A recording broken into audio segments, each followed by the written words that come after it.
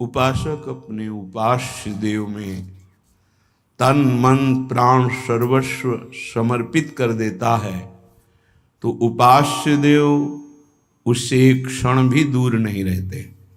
यही उपासना का अर्थ है। सदैव अपने इष्ट के समीप रहना उपासना, समीप रहना भाव से, तन से। हमारा तन उनकी सेवा में, मन उनके भाव में, वाणी उनके नाम गुण कीर्तन गायन में, श्रवणेन्द्रिय उनके श्रवण गुणों का करना, नाम कीर्तन का करना, नाम जप का श्रवण करना, साक्षात भगवत स्वरूप हो जाता है। जो है वही प्रकाशित हो जाता है। ये भटकना इसी जन्म में सुधर सकता है, पशु पक्षी आदि योनियों में नहीं। इसलिए सावधान होकर के एक एक क्षण, एक एक श्वास, एक एक वृत्ति राधा नाम में लगा दो, खुद परिणाम देख लोगे। श्री कृष्ण चंद्रजू को कोई अपनी तपस्या के द्वारा यज्ञ दान वेदाध्ययन तीर्थ स्नान आदि के द्वारा कभी वशीभूत नहीं कर सकता। और निश्चित किया हुआ मूल्य राधा नाम है। जो राधा राधा राधा वो प्रभु को अधीन कर लेता है। कुछ माफी मांगने की जरूरत ही नहीं पड़ती प्रभु से। अनुल्लिख्यानंता नपि तदपराधान मधुपतिर महाप्रेमा विष्टस्तौ परम देयम विंशति तवैकम श्री राधे गृणत ई नामामृत रसम महिम्नः कह सीमाम स्पृशति तौदास्यैक मनसाम। जो राधा राधा राधा ऐसा उच्चारण करते हैं, प्रभु उनके अनंत अपराधों का लेखा जोखा ही नहीं करते। श्री जी के नाम की ऐसी महिमा है। फिर जो श्री जी के चरण दास्ता में अपने जीवन को लगा दिए, उनको क्या मिलता होगा। किसी की सामर्थ्य नहीं कि कोई इसका वर्णन कर सके कि जिस कृपा सिंधु की एक कृपा कोर से दुरंत राक्षस भाव को प्राप्त भी परम पद के अधिकारी हुए, वही कृपा समुद्र का सार रूप हमारी लाडली जू, उनकी कृपा को कौन जान सकता है। जैसे प्रभु श्री कृष्ण चंद्रजू को रिझाने के लिए एकमात्र उपाय है अनन्यता, ऐसे प्रियाजू को रिझाने के लिए एकमात्र उपाय है दैन्यता। श्री जी के हो के अत्यंत दैन्य हो जाओ तो अवगुण करे समुद्र सम गणत नापनो जानी। ये मेरा जन है, बस इस बात से हम जीत जाते हैं। श्री जी के चरणारविंद में अपनापन हुआ कि हम जीत गए। अवगुण करे समुद्र सम, समुद्र के समान यदि अपराध बन जाए तो मेरी लाडली जू मानती ही नहीं कि अपराध हुआ है। पर ये अनन्यता, ये दैन्यता बिना रसिक महापुरुषों का सेवन किए नहीं आ सकती। और बिना वृंदावन के रसिक जनों का संग नहीं मिल सकता। वृंदावन की कृपा के बिना विशुद्ध प्रिया प्रीतम के अनुराग में जिनका मन लगा हुआ है, ऐसे रसिकों का संग नहीं मिल सकता। वो मिलेगा तो वृंदावन की कृपा से। कभी भी कहीं भी किसी को भी यदि ये सौभाग्य मिला तो पहले वृंदावन की कृपा हुई, तब ये सौभाग्य मिला। श्रीपाद प्रबोधानंद जी महाराज कह रहे हैं, गाढ़ा शक्तिमता मपीह विशेष स्वत्यंत निर्वेदतो दृक्पाते सहिष्णुतातिशयिनाम योगे समुद्योगिनाम ब्रह्मानंद रसैकलीन मनसाम गोविंद पादाम्बुज द्वंद्वाविष्ट धियाम च मोहनमिदं वृंदावनम स्वैर्गुणैः। बड़ी महिमा की बात कह रहे हैं श्रीपाद प्रबोधानंद जी महाराज। स्वैर्गुणैः मोहनोपि, अपने प्रभाव से तुम्हारे मन और चित्त को मोहित करके प्रियालाल के चरणों में समर्पित कर देगा। ये वृंदावन का प्रभाव है। जब अपने को सबसे दीन समझा जाए, नाम जापक अपने को सबसे दीन समझे, मैं सबसे नीच, ओ ऐसा आप सत्य मानिएगा, जो नाम जापक है वो कोई बनावटी नहीं कि वो बनावटी बोलते मैं अधम हूं, मैं दीन हूं, मैं नीच हूं, ऐसी बात नहीं। अनुभव होता है प्रभु की कृपा कहां और कहां मैं नीच, ऐसा दोनों का तारतम्य अनुभव होता है। अहंकार के कारण आपको अनुभव में नहीं आ सकता, लेकिन जब अहंकार रहित होगे तो दिखाई देगा कहां प्रभु की अपार कृपा और कहां अपनी अधमता, दोनों का। देखो स्वामी जी महाराज श्री ललिता जी के अवतार हैं, श्री स्वामी हरिदास जी, और अपने सिद्धांत पद में कह रहे हैं, मोसो ना बिगारन को और तोसो ना संवारन को, तो ही मोई पड़ी होड़। अब विचार करो, हरिवंश महाप्रभु हित सजनी के अवतार हैं, वो कह रहे हैं, क्वाहम तुच्छा परम मधमा प्राण हो गर कर्मा, कहा मैं तुच्छ अधम अपराध करने वाला हूं, कहा ये नाम, ये राधा नाम तो सिर्फ वृंदावन की महिमा जो मेरे हृदय में स्फुरित हो रहा है।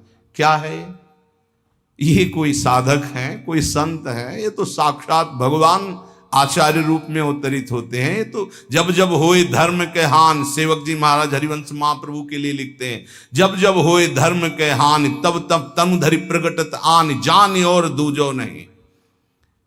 तो उपासक को चाहिए, जो नाम जापक, उसका नाम तभी प्रकाशित होगा जब उसमें दैन्यता आए कि मैं तो वास्तविक मैं बहुत अधम हूं, लेकिन हम पर प्रभु की बहुत कृपा है। ये दोनों साथ होने चाहिए, केवल अधम ही कह के नहीं रुकना है।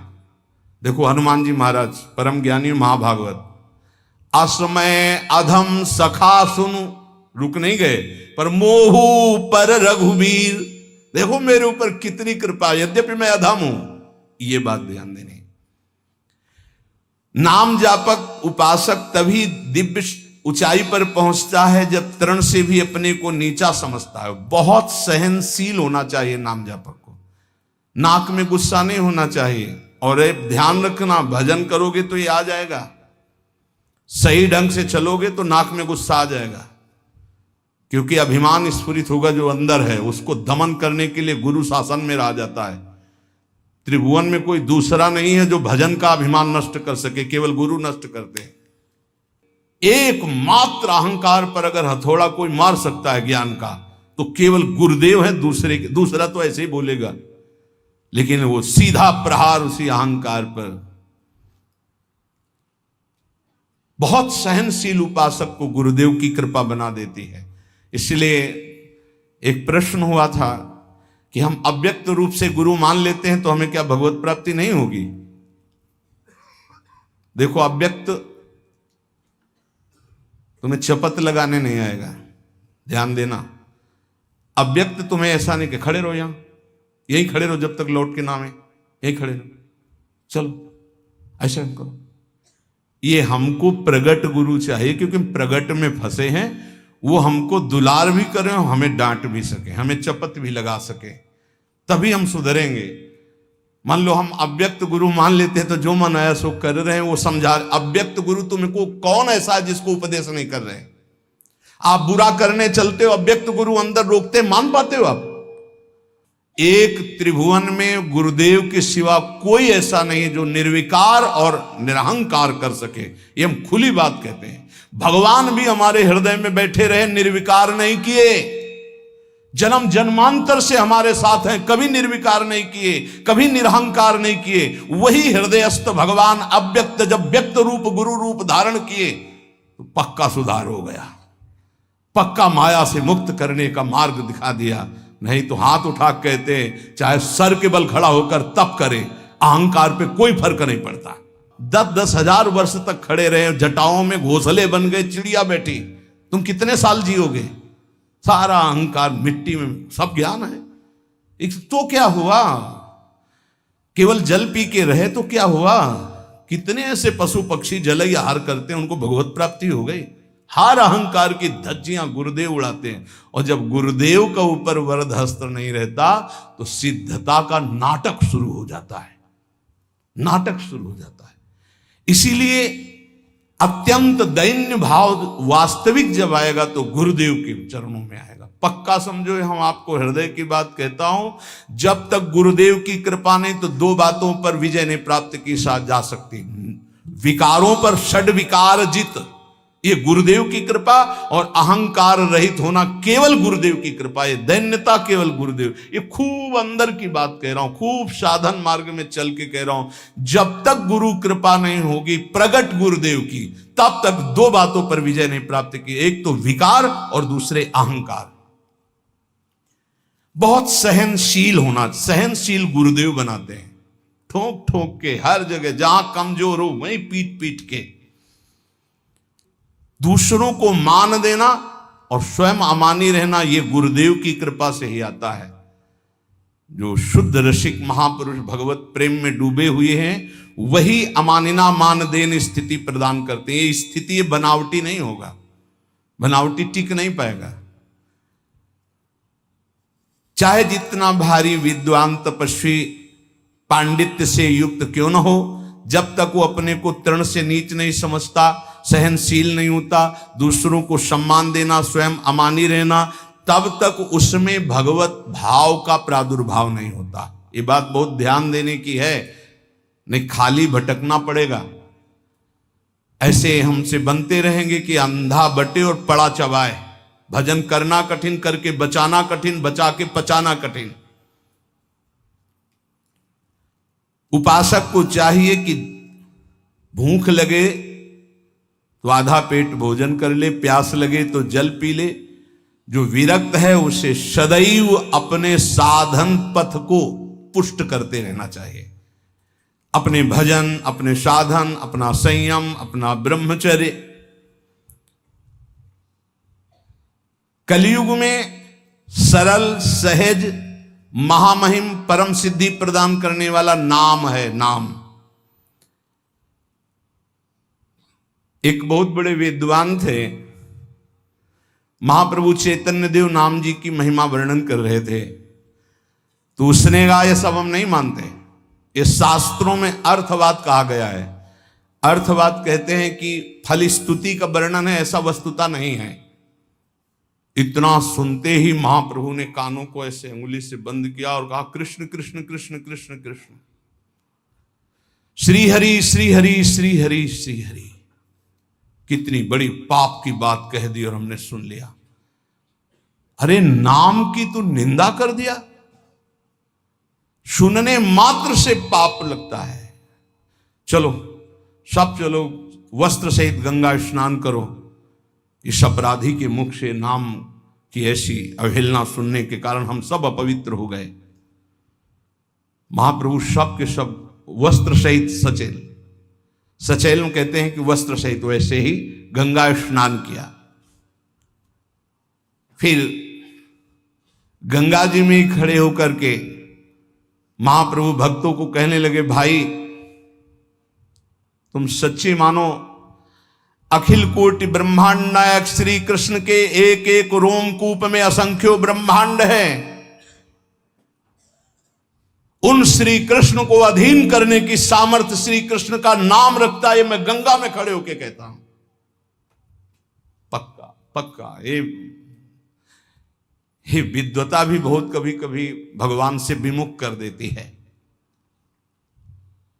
एक श्वास में एक नाम ले लिया, कृष्ण, राधा, राम, हरि, भारी पड़ जाएगा तुम्हारे हिसाब में। जब तुम्हारा शरीर छूटेगा और तुम्हारे रजिस्टर को देखा जाएगा तो एक कृष्ण नाम निकलेगा, तो वो तुम्हें तार देगा। एक कृष्ण नाम, ये ध्रुवदास जी महाराज कह रहे हैं, एक नाम त्रैलोक ही तारे,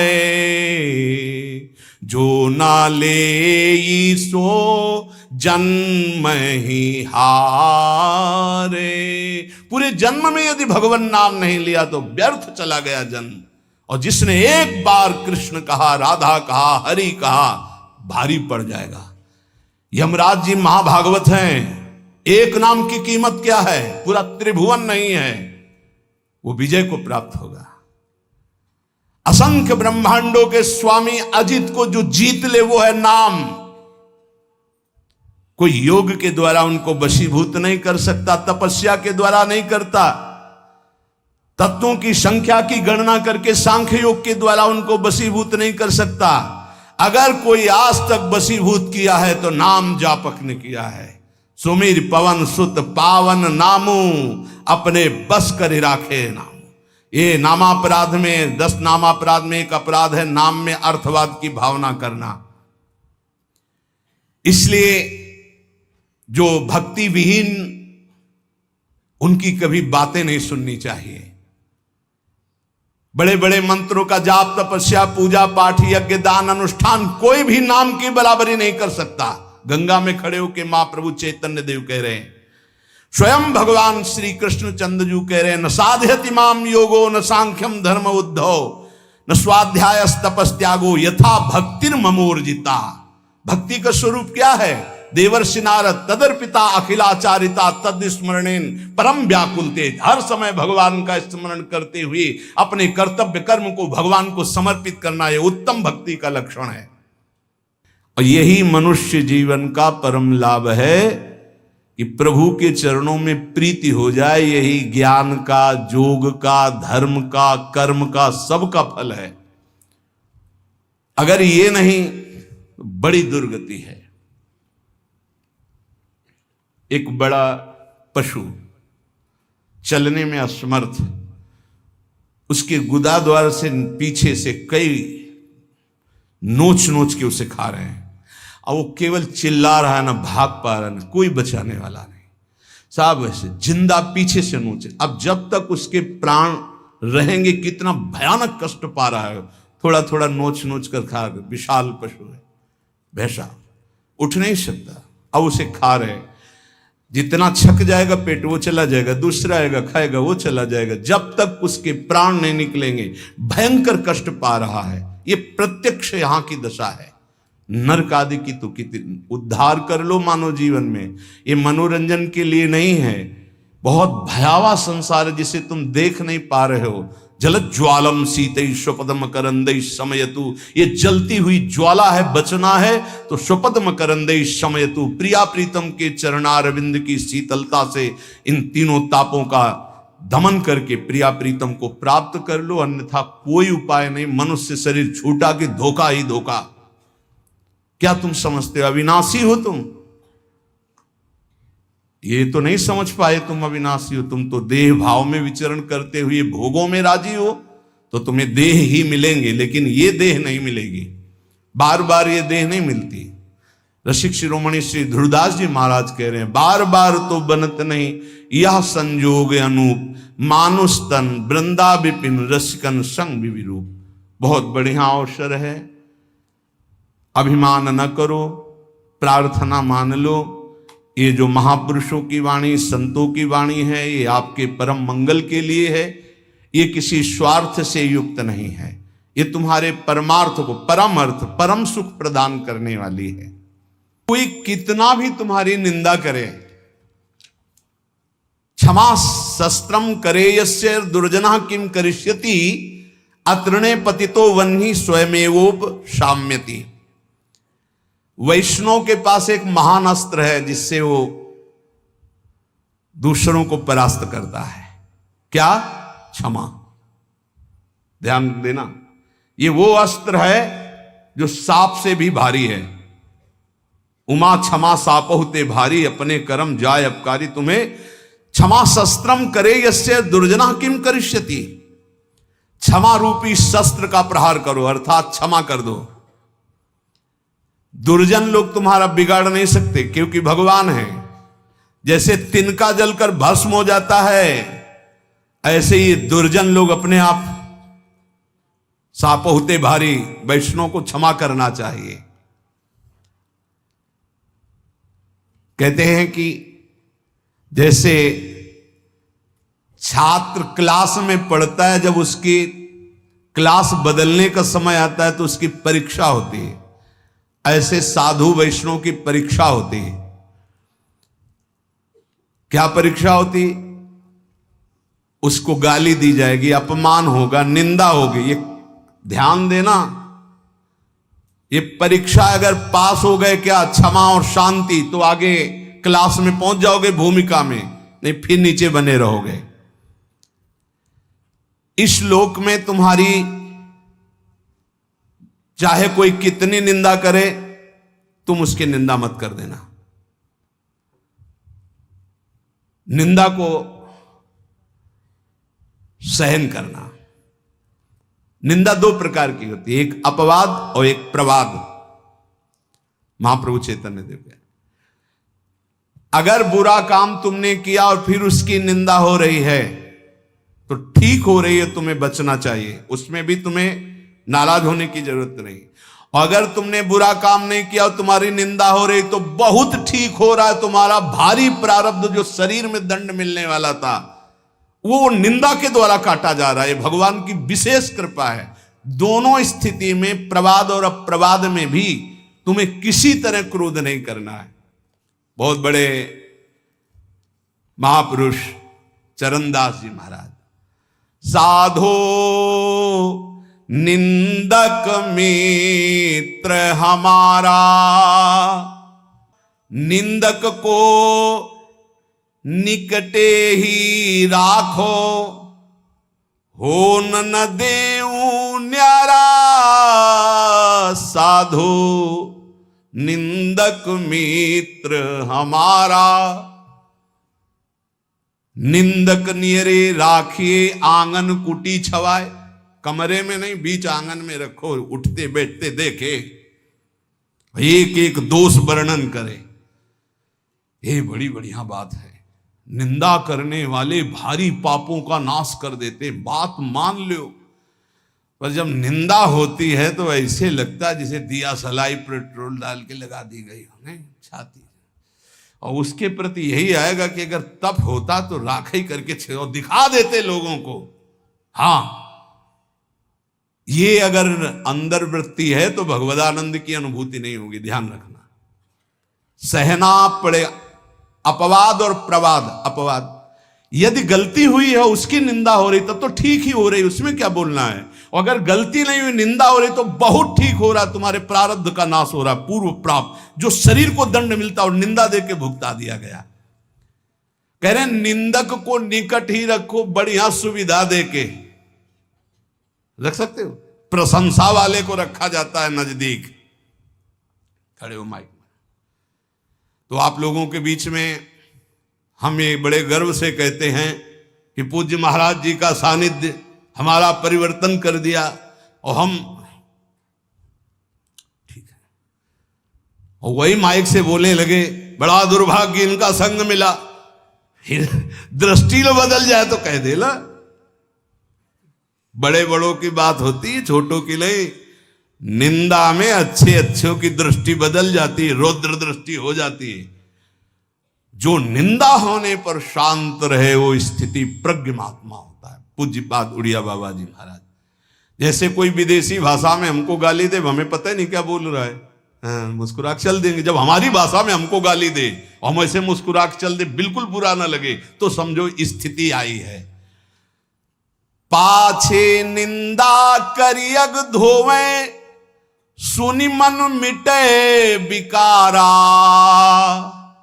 जैसे सोना तापी अगिन में, निर्मल करे सुनारा, साधो निंदक मित्र हमारा। ये निंदक लोग कितने कृपालु हैं। ये पीछे से निंदा करते हैं और क्या करते हैं, समस्त विकारों को उसके मिटाकर ऊपर उठा देते हैं। पक्का निंदा सह गए तो भूमिका बदल जाएगी। बहुत कठिन है निंदा सहना, बहुत कठिन है। निंदा सह गया तो द्वंद्व सहने की ताकत आ जाएगी। स्तुति बहुत अच्छी लगती, नहीं लगती।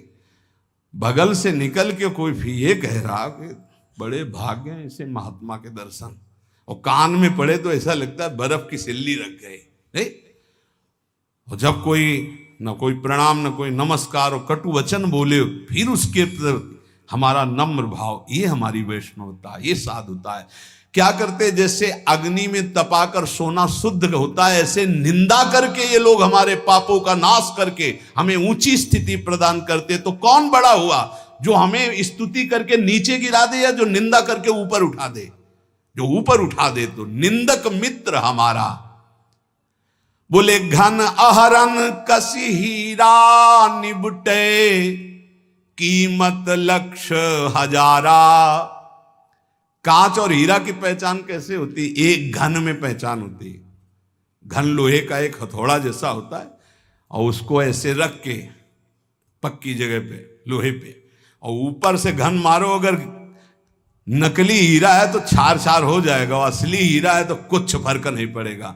तो बोले असली संत में जहां गाली गलौज निंदा अपमान करो कोई फर्क नहीं पड़ा, अगर टूट गया तो नकली हीरा था, असली हीरा नहीं। घन अहरन कसी हीरा निपटे, तो कीमत लक्ष्य हजारा। ऐसे जाचत दुष्ट संत को, करन जगत उजियारा। साधो निंदक मित्र हमारा। ये भगवान से मिलाने वाले बनते, निंदा करने वाले। ये दुष्ट जन जो निंदा करते हैं, ये हमें भगवत प्राप्ति कराते हैं। इनके चरणों में कोटि कोटि प्रणाम। ये संसार में फंसने नहीं देते, छोटी सी छोटी गलती सामने रख करके हमको भगवान से मिला देते हैं, हमारे पापों का नाश कर देते हैं, हमारी बाधाओं का नाश कर देते हैं। जोग यज्ञ जप पाप कटन ही तू करे, सकल संसारा। और बिन करनी मम करम कठिन, सब मेटे निंदक प्यारा। कितनी बढ़िया बात। बड़ी बड़ी साधनाओं से पाप नष्ट करने का प्रयास किया जाता है, लेकिन निंदक, हम कुछ प्रयास भी नहीं कर रहे, हमारे सारे पाप नष्ट कर रहा है निंदा करके। कितना प्यारा मित्र है। बिन करनी मम करम कठिन, सब मेटे निंदक प्यारा। सुखी रहो, ये कोई संत ही बोल सकते हैं, ये केवल संत हृदय बोल सकता है। सुखी रहो निंदक जग माही, रोग न हो तन सारा। हमारी निंदा करने वाला, उतरे भव निधि पारा। ये कोई महात्मा ही बोल सकता है, दूसरे की ताकत ही नहीं। कह रहे हैं निंदक सुखी रहो, इस लोक में तुम्हारे शरीर में कोई रोग ना हो, और मेरी निंदा करने वाला परलोक में भगवान को प्राप्त हो, ये मेरा आशीर्वाद है। क्या संत है, क्या इनका हृदय कौन जान सकता है। सुखी रहो निंदक जग माही, रोग न हो तन सारा। हमारी निंदा करने वाला, उतरे भव निधि पारा। साधो निंदक मित्र हमारा। निंदा जो कर रहे हैं, निंदक के चरणों की स्तुति भाखों बारंबारा। चरण दास कहे सुनियो साधु, ये निंदक साधक भारा। ये निंदा करने वाले भगवान की प्राप्ति कराने में बड़े सहायक हैं। हे साधु, कभी इनकी निंदा मत करना। जो तुम्हारी निंदा करे तुम सह जाना, तुम्हें भगवत प्राप्ति करा देंगे, पक्की बात। इसलिए महाप्रभु चैतन्य देव अपने श्रीमुख से कह रहे हैं कि यदि लौकिक और पारलौकिक उन्नति प्राप्त करना चाहते हो तो तुम अपनी निंदा की कभी अवहेलना मत करना। तुम्हारी निंदा हो रही, बड़े प्यार से चुपचाप सुन लेना और क्षमा कर देना, तो तुम इस परमार्थ के क्लास में ऊपर उठ जाओगे। यदि जीवन में किसी के कोई दैवी संपदा की विशेषता और मां भागवती गुण पाए गए हैं तो उन्होंने जीवन में बहुत कष्ट सहा है, गालियां सही है, मारपीट सहे, अपमान सहे हैं, तब जाकर वो जैसे स्वर्ण तपाने पर चमकता है ऐसे वो चमकते हैं। उपासक को लौकिक पारलौकिक उन्नति प्राप्त करने के लिए निंदा, अपमान, तिरस्कार सहना होता है। ये सहने की सामर्थ्य फिर कह रहा हूं सदगुरु कृपा पात्र में आती है। जो सदगुरु प्रदत्त नाम जप करता है, मंत्र जप करता है और उनके चरणों में दैन्य होके रहता है, उनकी आज्ञा में रहता है, तो ये सब जितनी सामर्थ्य देवी संपदा की वो सब जागृत हो जाती है। खूब नाम जप करें, सहनशील बने, सहनशील ही भगवान को आशय उदार धीरज सहित विवेकी। सहनशील, आशय उदार, धीरज सहित विवेकी, ये परमार्थ का विजयी योद्धा होता है। धैर्यवान, विवेकवान, सहनशील, उदार आशय, सबका देखो कितना उदार आशय। कह रहे हैं जो हमारी निंदा करे कभी अस्वस्थ ना हो, सुखी रहे, जब शरीर छूटे तो भगवान को प्राप्त हो, भवनिधि से पार हो जाए मेरी निंदा करने वाला। क्या महात्मा का हृदय है, बलिहारी है ऐसे महापुरुषों की जो अपमान और निंदा करने वालों को भगवत प्राप्ति कराते हैं। पूरे महापुरुषों के चरित्रों में यही तो पाया जाता है।